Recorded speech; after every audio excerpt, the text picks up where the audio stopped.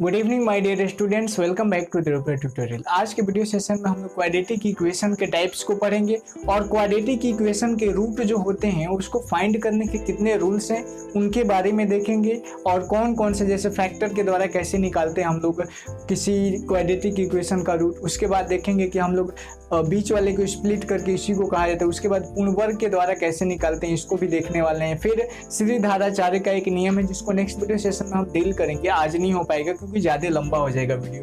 तो आज के वीडियो सेशन में हम डील करते हैं पहले कि टाइप्स ऑफ क्वाड्रेटिक इक्वेशंस क्या होते हैं। यदि आप चैनल पर नए हैं तो आप चैनल को सब्सक्राइब कर दें और अपने दोस्तों के बीच वीडियो अच्छा लगता है तो शेयर भी जरूर करें। चलिए स्टार्ट करते हैं बिना टाइम को वेस्ट किए। हेडिंग डालना है आपको types of quadratic equation, types of. इसके पहले मैंने बहुत सारा चीजें आपको पढ़ा दिया है। Quadratic equation, types of quadratic equation. Quadratic equation की बात अगर करें, एनसीईआरटी की बुक पढ़ोगे तो उसमें ये चीज नहीं दिया है, बट आपको अपने बुक में दिया है तो हम इसको देख लेते हैं क्योंकि कोई चीज तो हमें नॉलेज के लिए अच्छा ही रहेगा। पहले अगर क्वाड्रेटिक इक्वेशन की बात करें तो पहला क्वाड्रेटिक इक्वेशन होता है pure quadratic equation. Pure quadratic, QUAD लिख देता हूं, आप समझ लेना, और यहाँ पे लिखोगे इक्वेशन।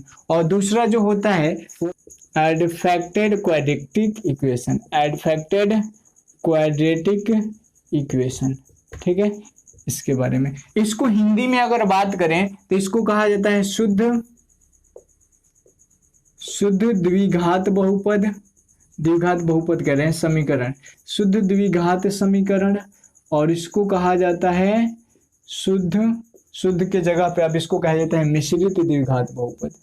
मिश्रित, ऐसी को अशुद्ध भी कह सकते हो, मिश्रित द्विघात समीकरण।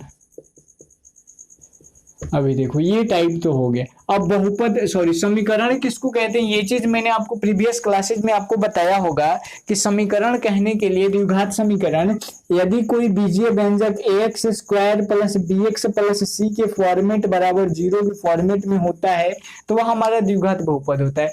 ये चीज मैंने आपको ऑलरेडी बता रखा है। लेकिन यहाँ पे प्योर क्वाड्रेटिक इक्वेशन कब कहेंगे, तो जब यहाँ पे b का वैल्यू 0 हो जाए। b का वैल्यू 0 हो जाएगा तो ये पूरा मान क्या हो जाएगा, 0, क्योंकि 0 गुणे समथिंग 0, तो यहाँ पे बच क्या जाएगा ax square plus c is equal to 0। तो यहाँ पे आप यही बोलोगे कि वैसा द्विघात समीकरण जो ax स्क्वायर प्लस c बराबर 0 के फॉर्म में हो उसे प्योर क्वाड्रेटिक इक्वेशन के नाम से जाना जाता है। और जो ax स्क्वायर और प्लस bx और प्लस c बराबर 0 के फॉर्म में हो उसको क्या कहेंगे हम लोग, मिश्रित द्विघात बहुपद कहेंगे। इसमें आपको जनरली हम लोग मिश्रित द्विघात बहुपद को ही पढ़ेंगे, इसको भी हम लोग देख लेते हैं। यदि एग्जांपल की बात करें तो एग्जांपल में आप पहला लिखोगे, यहाँ पे जैसे दे देता है 4x square plus minus 16 is equal to 0। ये द्विघात बहुपद है कि नहीं, द्विघात समीकरण है कि नहीं। एक ही जगह पे 4x स्क्वायर और माइनस 16 बराबर क्या हो जाएगा, 0 हो जाएगा। उसी प्रकार बात करें तो यहाँ पे x square minus 49 is equal to 0, ये भी हो गया। इसकी बात करें तो 2x स्क्वायर और प्लस 5x और प्लस 6 इज इक्वल टू 0 हो जाएगा। 3x स्क्वायर प्लस 5x और प्लस 2 इज इक्वल टू 0 हो जाएगा कि नहीं हो जाएगा। तो ऐसे बहुत सारे एग्जाम्पल होते हैं। ये महत्वपूर्ण चीजें था किसके बारे में हम लोगों ने देखा कि टाइप्स के बारे में देखा हम लोगों ने। अब हमें डिस्कस करना है कि रूट्स क्या होते हैं, रूट्स ऑफ क्वाड्रेटिक इक्वेशन। तो इसको मैं मिटाता हूं, यहां तक में कोई कंफ्यूजन हो तो आप वीडियो में कमेंट करो, हम लोग जरूर उसको डील करेंगे। ठीक है छोटू, चलो इतना अगर आपको समझ में आ गया तो आगे हम पढ़ेंगे कि रूट्स ऑफ क्वाड्रेटिक इक्वेशन क्या होते हैं। रूट्स ऑफ क्वाड्रेटिक इक्वेशन, द्विघात समीकरण के मूल जिसको कहा जाता है। हेडिंग डालोगे आप roots of quadratic equation. Roots of quadratic equation को हिंदी में क्या कहते हैं हम लोग, द्विघात समीकरण के मूल। द्विघात समीकरण के मूल। अब द्विघात समीकरण के मूल के बारे में समझिए क्या है। वहां पे हम लोग पढ़े थे द्विघात बहुपद के बारे में, लेसन 2 में मैंने आपको पढ़ाया होगा। यदि आप नहीं पढ़े हो, अभी से जुड़े हो, तो आप लोग जो है चैनल के प्लेलिस्ट में जा करके लेसन 2 पहले पढ़ लो, ज्यादा चीजें समझ में आएगा। डन। तो हमें क्या देखना है यहाँ पे, द्विघात बहुपद के जो शून्यक होते हैं ना, शून्यक हम लोगों ने जीरो जब पॉलिनोमियल से निकाला था ना, तो द्विघात बहुपद के शून्य को ही क्या कहा जाता है, द्विघात समीकरण के मूल के नाम से जाना जाता है। तो पहला बात आप यही लिखोगे, पहला क्या लिखोगे, द्विघात बहुपद के शून्यक को, द्विघात बहुपद के शून्यक को, बहुपद के शून्यक को द्विघात समीकरण के मूल कहा जाता है, द्विघात समीकरण का मूल कहा जाता है, द्विघात समीकरण का मूल कहा जाता है। समझ में आया होगा ये बात। चलो, कहा जाता है मतलब जो वहां पे शून्यक होता था वही, जब बहुपद में शून्यक होता था, आप समीकरण में आओगे तो वही इसका क्या हो जाएगा, मूल हो जाएगा। अब दिमाग में एक चीज याद करो कि वहां पे द्विघात बहुपद के कितने शून्यक होते थे, 2 शून्यक होते थे। द्विघात समीकरण के शून्यक भी, शून्यक 2 होते हैं बहुपद के, तो द्विघात समीकरण के बहुपद मूल कितने होंगे, तो ये भी कितने हो जाएंगे, 2 हो जाएंगे। तो दूसरा लिखोगे कि द्विघात बहुपद के मूल, द्विघात बहुपद के मूल भी, बहुपद के मूल केवल दो और केवल 2 होते हैं, 2 और केवल 2 होते हैं, और केवल 2 होते हैं, ठीक। तो ये चीज आपको समझ में आ गया होगा। अब इसका अगर जनरली डिफिनेशन पूछा जाए तो क्या बोलोगे, देखो ये पहला चीज आप याद रखोगे, दोनों चीज मैंने बता दिया। अब आता है बात कि द्विघात बहुपद होता कैसे, तो होता है कि x square plus B x और plus c, x square plus B x plus c में एक्स का वह वास्तविक मान, एक्स का वह वास्तविक मान, वास्तविक मान जिससे x square plus B x plus c का मान शून्य हो जाए। यहाँ पे देखो समझना है, द्विघात बहुपद में हम लोगों ने उसके शून्य को कहा था, तो यहाँ पे क्या कहोगे कि द्विघात समीकरण में, यदि ये एक द्विघात समीकरण है, इसमें x का एक ऐसा मान रखना है कि इसका मान जो है किसके बराबर हो जाए, शून्य हो जाए। तो एक्स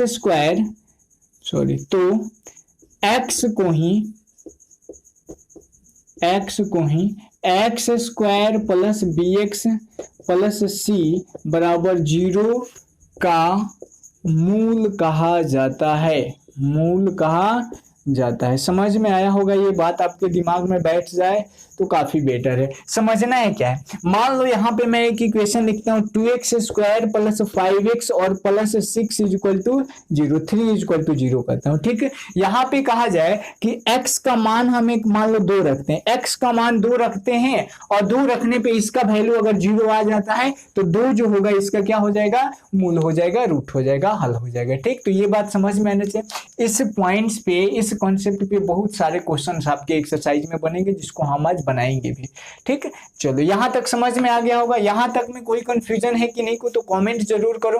अब आते हैं हम कि ये जो रूट निकालने हैं इसके बहुत सारे तरीके हो सकते हैं। यहाँ पे तो रूट दे दिया है, लेकिन रूट निकालने की तरीके की बात करें तो वहां पे 3 रूट निकालने के तरीके होते हैं। कितने तरीके होते हैं छोटू, 3 तरीके होते हैं, और उन तीनों तरीकों को हमें सीखना है। अभी कैसे सीखेंगे उसके बारे में, ठीक है।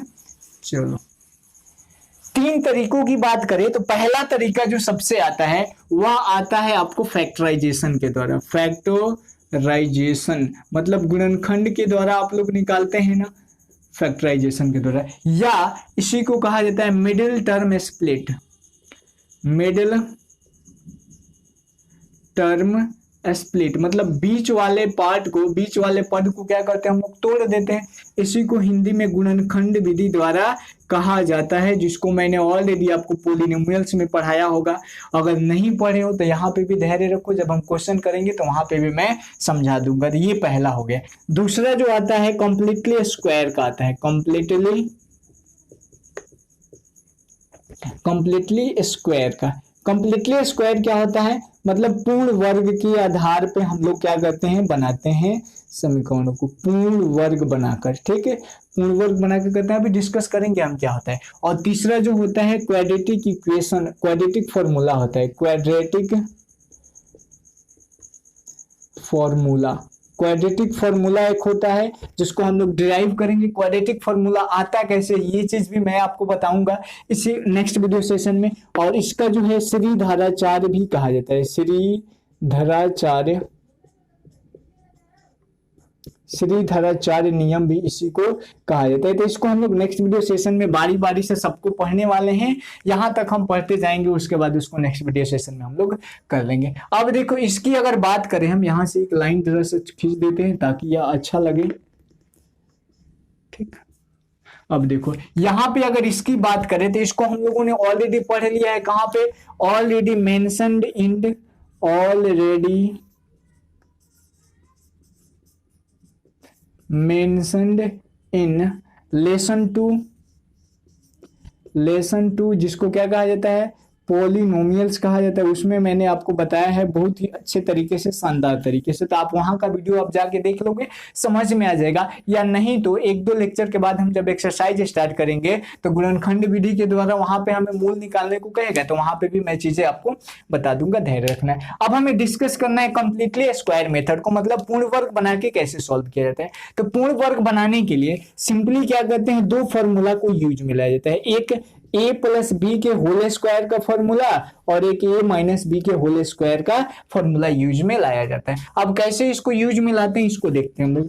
a प्लस बी का होल स्क्वायर का फॉर्मूला क्या होता है, a स्क्वायर प्लस 2ab और प्लस बी स्क्वायर होता है कि नहीं। और इसका बात करें तो a square minus 2ab plus B square है, काफी बेसिक फॉर्मूला है, आप लोग बहुत बार पढ़ चुके होंगे। तो इस फॉर्मूले का यूज किया जाता है। अब इसमें कुछ नियम है, वो नियम क्या है उसको हम लोग देखते हैं। यदि हम बात करें एक द्विघात समीकरण की, तो द्विघात समीकरण किस फॉर्मेट में होता है, तो एक्स का स्क्वायर प्लस बी एक्स और plus C is equal to 0, यही तो स्टैंडर्ड फॉर्म होता है ना द्विघात समीकरण का। मैंने बताया था ना कल के वीडियो सेशन में। अब इसी के द्वारा हम लोग क्या करेंगे, इसमें बहुत सारे रूल होते हैं। पहला रूल इसका देखिए क्या कहता है, पहला रूल ये कहता है कि यहाँ पे एक्स स्क्वायर का जो गुणांक है, एक्स स्क्वायर का कोफिशिएंट जो है, इसको हमें एक बना देना है। क्या बना देना है, एक बना देना है। मान लेते हैं कि यहाँ पे एक ही जगह पे 5 एक्स स्क्वायर है। अब आप इसको एक बनाओगे कैसे, तो इसका एक ही तरीका है कि आप यहाँ पे 5 से भाग दोगे। ठीक, और आप एक चीज में तो भाग दे नहीं सकते हो, आप इसमें भी भाग दोगे, इसमें भी दोगे, इसमें भी दोगे, इवन आप राइट साइड में भी दोगे। ठीक है, चलो इसको देखते हैं। तो सबसे पहला नियम लिखोगे, सर्वप्रथम एक्स स्क्वायर के, सर्वप्रथम एक्स स्क्वायर के गुणनखंड को, के कोफिशिएंट को,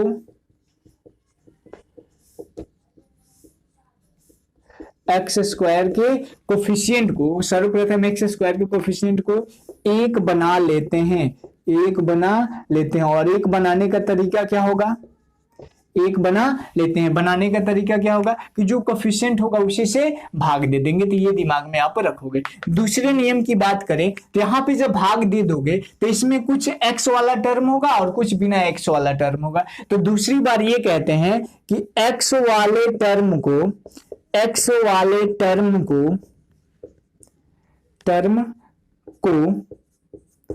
LHS में, मतलब लेफ्ट हैंड साइड में, लेफ्ट हैंड साइड मतलब बराबर के इधर, और राइट हैंड साइड मतलब बराबर के उधर। बराबर के पीछे कहेगा तो LHS और बराबर के आगे कहेगा तो RHS।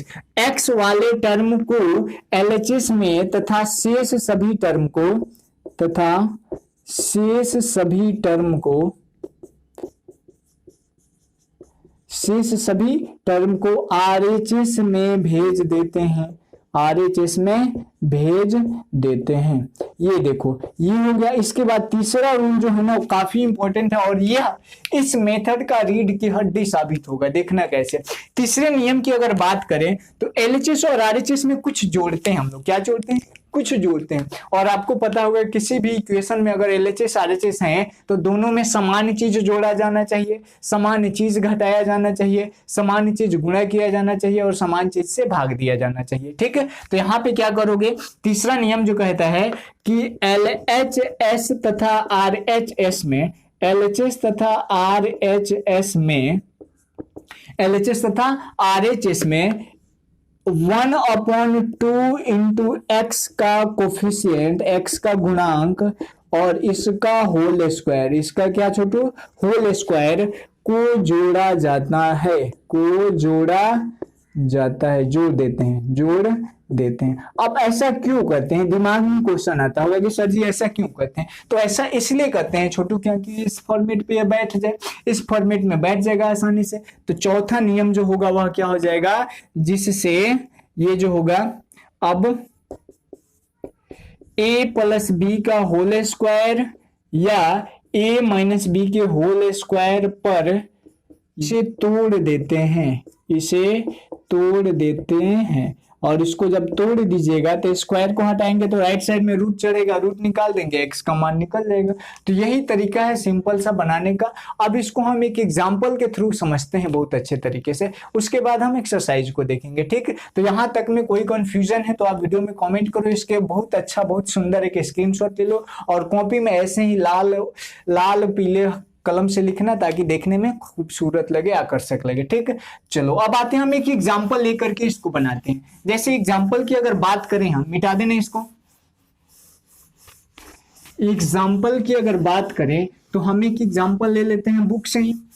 बुक का एक क्वेश्चन में लेता हूं जिसका नाम है एक्सरसाइज 4.2 का क्वेश्चन नंबर 16 का पहला। देख लो, कह रहा है कि पूर्ण वर्ग बनाकर क्वेश्चन नंबर 16 से लेके 18 तक, क्वेश्चन नंबर कहां से, 16 से 18 तक सारा क्वेश्चन जो है इसी कॉन्सेप्ट पे बनेगा। 16 का पहला मैं बना करके दिखाता हूं, बाकी 16 से 18 के बीच का सब क्वेश्चन आप बनाओगे। ठीक है, चलो 16 का पहला क्वेश्चन कह रहा है 5x square minus 6x minus 2, 5x square minus 6x और माइनस 2 बराबर 0, यही दिया है ना, 5x square minus 6x minus 2 बराबर 0। सबसे पहला रूल पढ़ो, सर्वप्रथम एक्स स्क्वायर का कोफिशिएंट, एक्स स्क्वायर का कोफिशिएंट क्या है, 5 है, तो यहां पे लिखोगे दोनों तरफ 5 से भाग देने पे, दोनों तरफ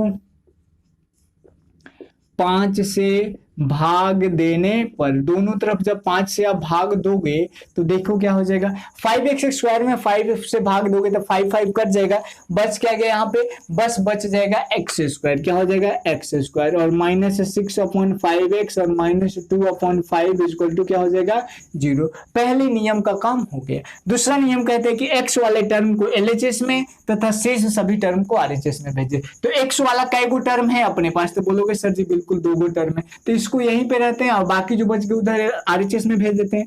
तो एक्स स्क्वायर माइनस 6/5x और बराबर ये माइनस 2/5, जब बराबर के उधर जाएगा तो प्लस में 2/5 हो जाएगा। दूसरा नियम भी आपका हो गया। अब तीसरे नियम की बारी आती है और ये रीढ़ की हड्डी साबित होगा। देखना कैसे, कह रहा है कि LHS तथा RHS में 1/2, तो यहाँ पे मैं लिख देता हूँ 1/2, रफ के लिए बता रहा हूँ, गुणे है तो गुणे, एक्स का गुणांक, तो एक्स का गुणांक क्या है, एक नहीं, एक्स नहीं, ये एक्स स्क्वायर का गुणांक हो गया। एक्स का गुणांक यहाँ पे क्या है, 6/5, तो यहाँ पे 6/5 और इन दोनों का क्या करेगा छोटू, होल स्क्वायर करोगे। कर लो, 6 में 1 से गुणा करेंगे तो 6, 5 में 2 से गुणा करेंगे तो 10 और इसका क्या हो जाएगा, होल स्क्वायर हो जाएगा। डन। तो अब इसको क्या करेंगे हम, यहाँ पे इस तरह LHS में भी जोड़ेंगे और RHS में भी जोड़ेंगे। तो इसको मैं मिटाता हूँ, चलो एक्स स्क्वायर है तो एक्स स्क्वायर माइनस 6/5x और यहाँ पे देखो प्लस 6/10 का होल स्क्वायर, इधर भी आपको जोड़ना होगा, बराबर 2/5 तो हो गया। और जब आपको पता है कि दोनों तरफ जोड़ना है, रूल भी कहता है दोनों तरफ जोड़ना है, तो इधर भी जोड़ दो 6/10 का होल स्क्वायर। अब इसको आप सॉल्व कर लो जिससे इस पर ये बैठ जाएगा। आप देखो कैसे बैठेगा, नियम तो अब मैं मिटा देता हूं। चलो देख लो कैसे बनेगा। अब कह रहा है एक्स स्क्वायर है तो एक्स स्क्वायर माइनस, इसको हम यहाँ पे प्लस लिख दे 6/10 का होल स्क्वायर, तो ये देखो ए का स्क्वायर प्लस बी का स्क्वायर, और यहाँ पे माइनस है तो -2b पे बैठा दो, तो -2 ए का मान कितना है यहाँ पे देखो, तो x इंटू बी का मान कितना है 6/10। अब इसको फिर कटाओगे तो देखना इतना आ जाएगा, अगर सही काम करोगे तभी आएगा, गलत कुछ किए होगे तो नहीं आएगा। देखो 2 से कटाएंगे 5, 6/5 -6 आ गया कि नहीं, तो इतने का काम हो गया, बराबर 2/5 और प्लस 6 6 36/10 दहिया 100। चलो ये ए स्क्वायर, ये हो गया a square minus 2ab plus b का स्क्वायर, किसका फॉर्मूला होता है a माइनस बी का होल स्क्वायर, तो a की जगह पे x माइनस बी की जगह पे 6/10 और इसका होल स्क्वायर, इसको मैं मिटा देता हूँ समझाने के लिए बताया था। अच्छा यहाँ पे लिख भी सकते हो कि दोनों तरफ 6/10 का होल स्क्वायर जोड़ने पर, ठीक है, लिख देना दोनों तरफ। यहाँ पे हो गया x माइनस 6/10 का स्क्वायर बराबर यहाँ पे बट्टा का जोड़ करूँ तो 100 एलसीएम हो जाएगा, 5 20 बार में 20 दूना 40 और प्लस यहाँ पे कितना हो जाएगा 36।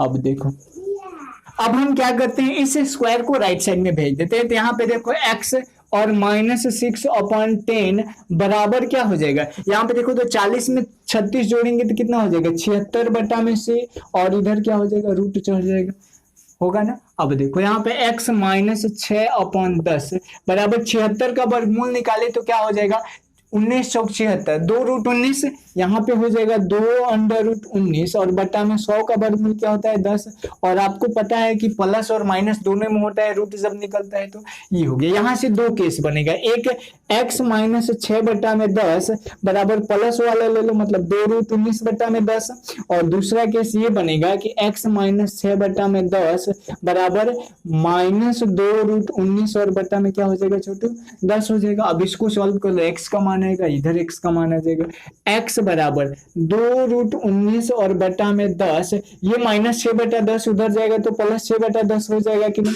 बटा का जोड़ कर दो तो 10 एलसीएम, ये हो जाएगा 2√19 और प्लस यहाँ पे 6, यहाँ पे देखो दोनों में 2 कॉमन है तो 2 को कॉमन कर लो तो ये हो जाएगा √19 और प्लस 3 और बटा में क्या हो जाएगा 10, माइनस इसको 5 बार में कटा देते हैं तो इसको क्या लिख सकते हैं 19 और प्लस 3 अंडर रूट और बट्टा में 5, यह हो गया x का एक आंसर। ठीक है छोटू, उसी प्रकार इसको भी सॉल्व करेंगे तो यहाँ पे x बराबर -2√19 बटा में 10 और प्लस 6 बटा में 10, तो x बराबर यहाँ पे 10 एलसीएम हो जाएगा ना, 10 एलसीएम हो गया तो -2√19 और बटा में प्लस 6, तो x बराबर यहाँ पे देखो तो 2 कॉमन कर ले, यहाँ भी 2 कॉमन कर लेंगे तो -√19 और प्लस यहाँ पे 3 और बटा में 10, 2 से कटाएंगे 5 बार में, तो x बराबर माइनस वाले को बाद में प्लस को पहले कहते हैं 3 प्लस √19 और बटा में 5, यही आपका आंसर होगा। चेक कर लो आंसर आया कि नहीं, बिल्कुल आया होगा, यही आसान तरीका है। 16 नंबर यहाँ पे 3 और प्लस √19 दे दिए तो कोई बात नहीं, प्लस में है तो हो ही सकता है। तो ऐसे ही आप क्वेश्चन नंबर 16 से 18 तक घर पे ट्राई करोगे, आसानी से बनेगा। अब हम क्वेश्चन नंबर 1 से स्टार्ट करते हैं और सबको बनाना शुरू करते हैं। इसका आप एक अच्छा सा स्क्रीनशॉट ले लो, यहाँ तक में कोई कंफ्यूजन है तो आप जरूर पूछ लेना, और यहाँ पे लिख देना कि दोनों तरफ 6/10 का होल स्क्वायर जोड़ने पर। ठीक, अब आते हैं हम क्वेश्चन नंबर 1 से स्टार्ट करेंगे 4.2 को। ठीक, मिटा दूं ना इसको सबको।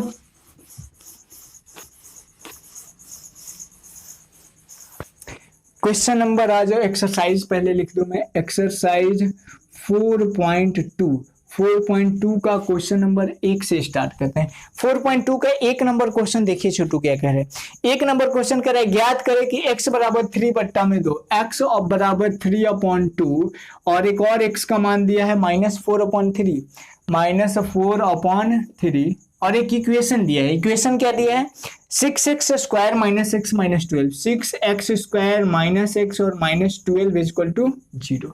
अब इसी पे क्या करना है ना आपको, सिंपली जो मैंने बताया था उसी पे बनेगा। क्या करोगे सिंपल आप कि यहाँ पे एक बार इस x का मान रखोगे, एक बार इस x का मान रखोगे, और पूछ क्या रहा है कि बताओ ये दोनों जो है इनके ये और ये इसका मूल होगा कि नहीं। तो अगर ये वैल्यू 0 आ गया तो मूल होगा और नहीं आया तो मूल नहीं होगा। इसमें हम देखो दोनों में से एक को -4/3 को रख के मैं बता देता हूँ।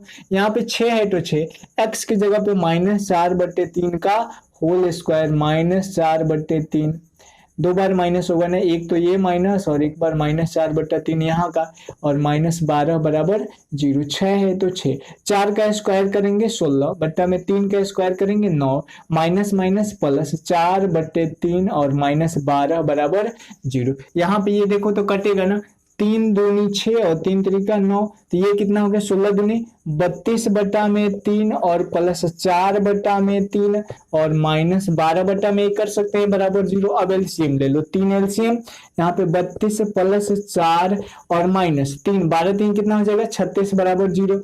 ये 32 और 4 कितना हो गया छोटू 36 - 36/3 बराबर 0। 36 में से 36 घटाओगे 0/3 बराबर 0, तो 0 बराबर क्या हो गया 0 हो गया। लिखेंगे अतः x बराबर -4/3 6x² -x और -12 बराबर 0 का एक मूल है, एक मूल है। ठीक है छोटू, उसी प्रकार आप x का मान 3/2 रख दोगे, 3/2 रख करके बना दोगे, अगर 0 के बराबर आ गया तो यही लैंग्वेज लिख देना। ठीक है, आ जाओ क्वेश्चन नंबर 2 बन जाएगा, 2 नंबर क्वेश्चन सेम इसी में है। इसी तरह क्वेश्चन नंबर 3 आ जाओ, रूट वाला है, 3 वाला मैं बता देता हूँ, मिटा दो ना इसको। क्वेश्चन नंबर 3 में भी 2x का मान दिया है, उससे बनाना है हमें। क्वेश्चन नंबर 3 कह रहे हैं कि ज्ञात करें कि x बराबर √3, x बराबर 1 दे दिया है √3 और 1 दे दिया है x का मान -2 √3 ये कौन सा क्वेश्चन है, क्वेश्चन नंबर 3 है।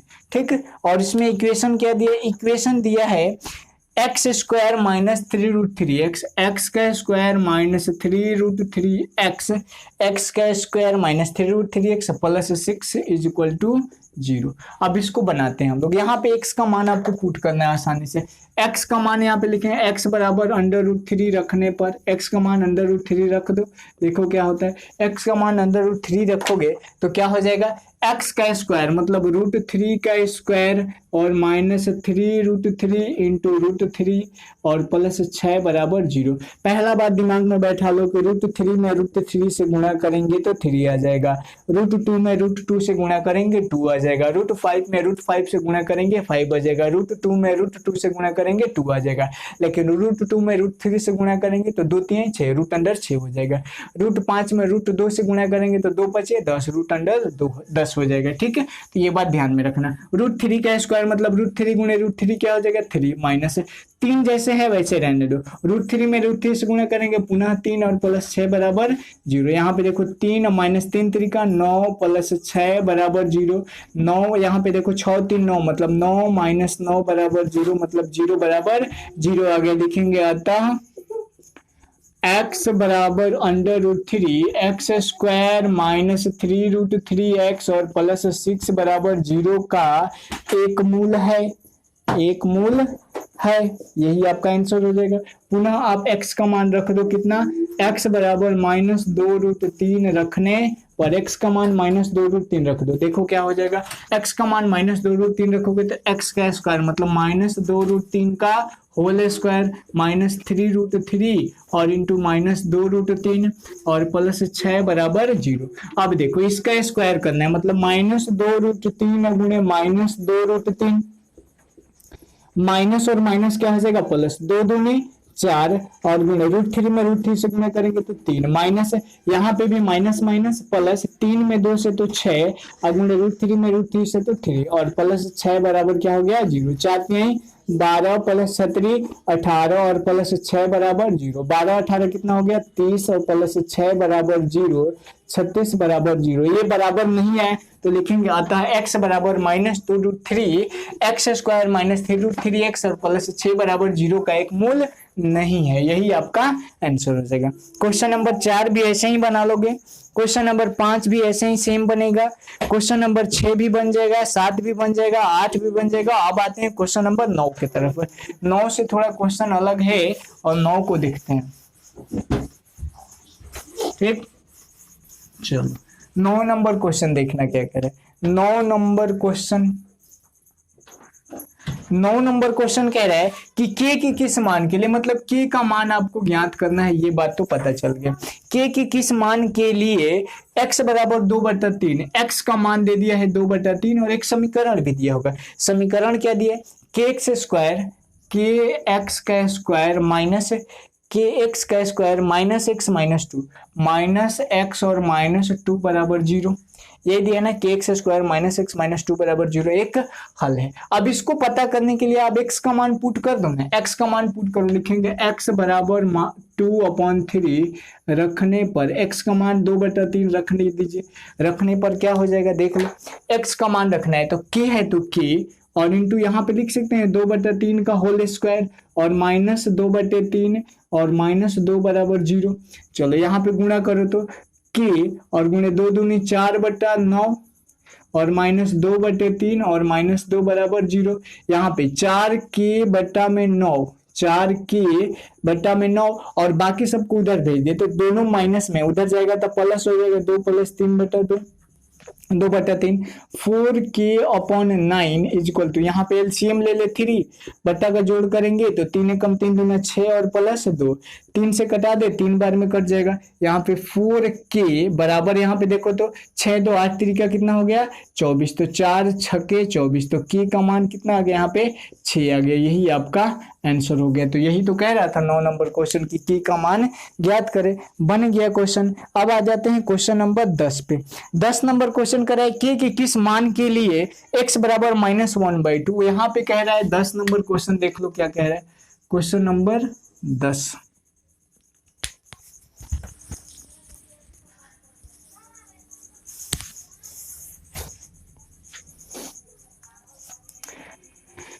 दस नंबर क्वेश्चन में भी आपको k का मान तो निकालना है, x का मान क्या दिया है -1/2 और एक क्वाड्रेटिक इक्वेशन दिया होगा 3x स्क्वायर, 3x का स्क्वायर प्लस 2kx, 3x का स्क्वायर प्लस 2kx और -3 बराबर 0। यहाँ भी आप x का मान रखो, आसानी से बनेगा। लिखेंगे यहाँ पे x बराबर -1/2 रखने पर x का मान -1/2 रख दो, -1/2 रखोगे तो 3 है तो 3 और इंटू -1/2 का होल स्क्वायर प्लस 2 इंटू के, 2 के रहने दे, के इंटू क्या हो जाएगा -1/2 और -3 बराबर 0।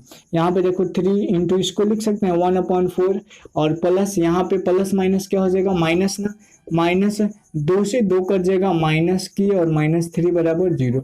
माइनस की को इधर रख दो, बाकी सबको इधर भेज दो, तो यहाँ पे हो जाएगा 3/4, यहाँ पे माइनस को रखा, -3 उधर जाएगा तो +3 और ये 3/4 प्लस में उधर जाएगा तो माइनस में, तो माइनस की बराबर यहाँ पे बट्टा का घटाव कर देते हैं, तो 4 एलसीएम, 4 एकम 4, 4 3 12 -3, तो माइनस की बराबर 12 में से 3 जाएगा कितना 9 और बट्टा में 4, तो k बराबर हो जाएगा -9/4, यही आपका आंसर हो जाएगा। ठीक है छोटू, तो यहाँ तक मैंने आपको बता दिया क्वेश्चन नंबर 10 तक।